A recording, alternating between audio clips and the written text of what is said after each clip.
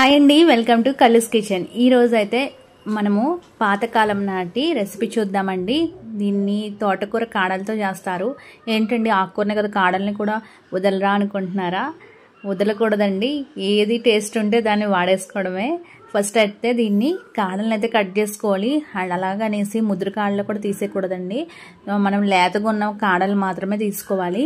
ఇలాగా చిన్న చిన్నగా కాడలుగా కట్ చేసుకోవాలి.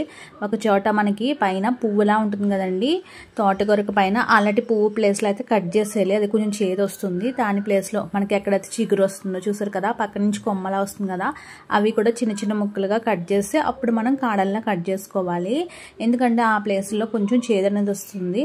అందువల్ల ఇలా లేతకున్న కాడలు తీసుకోవాలి. మనము ఇలా కాడ ఇరిపితే కనుక వెంటనే ఇరిగిపోవాలండి. కొంచెం అలా సాగుతూ ఇరిగితే కనుక అది ముదురుగా ఉన్నట్టు. లేతకున్న కాడలు తీసేసుకొని దీన్ని అయితే రెడీ చేసేసుకోవాలి. ఇలా కాడలన్నీ మనం కట్ చేసుకొని ఉంచుకోవాలి. ఇప్పుడు దీన్ని ఇగురులా పెడతారు చాలామంది. కొంతమంది పులుసు పెట్టుకుంటారు, కానీ పులుసు అయితే బాగుంటుందండి. ఇలా కాడలు రెడీ చేసేసుకున్నాను నేను. ఇప్పుడు దీనికి కర్రీ ప్రిపేర్ చేసేస్తాము. ఫస్ట్ దీనికి ఉల్లిపాయ, పచ్చిమిర్చి, టమాటో అండ్ కాడలు ఈ విధంగా నేను తీసుకున్నాను. ఇలాగా ఫస్ట్ ఉల్లిపాయ, పచ్చిమిర్చి, టమాటాని ఆయిల్లో ఫ్రై చేసుకోవాలండి. ఇవి గోల్డెన్ కలర్ వచ్చేంత వరకు వేపుకోవాలి. దీంతో పాటే కొంచెము మనమైతే లైట్గా మెంతులు వేసుకోవాలండి. అంటే మెంతులు వేసుకుంటే మంచి ఫ్లేవర్ వస్తుంది. ఆంధ్ర స్టైల్ పులుసు కూరలో ఎక్కువ మెంతులు వేస్తారు, కొంచెం లైట్గా బెల్లం వేస్తారు. ఆంధ్ర స్టైల్ పులుసు కర్రీస్ అనేవి చాలా బాగుంటాయి. కొంతమంది ఏం చేస్తారంటే ఓన్లీ మెంతులు పులుసే పెట్టుకుంటారు, అది కూడా చాలా బాగుంటుంది. నెక్స్ట్ ములక్కాడ, వంకాయ ఇలాంటి పులుసుల్లో కూడా కొన్ని మెంతులు, కోడిగుడ్డు పులుసు అలాంటి వాటిలో కొంచెం మెంతులు వేస్తారు. చాలా మంచి ఫ్లేవర్ వస్తుందండి. కొంతమంది అయితే డైరెక్ట్గా మెంతులు పులుసే పెట్టేస్తారు, అది కూడా చాలా బాగుంటుంది. కాయగూరలు లేనప్పుడు అలా కూడా చేసుకోవచ్చు.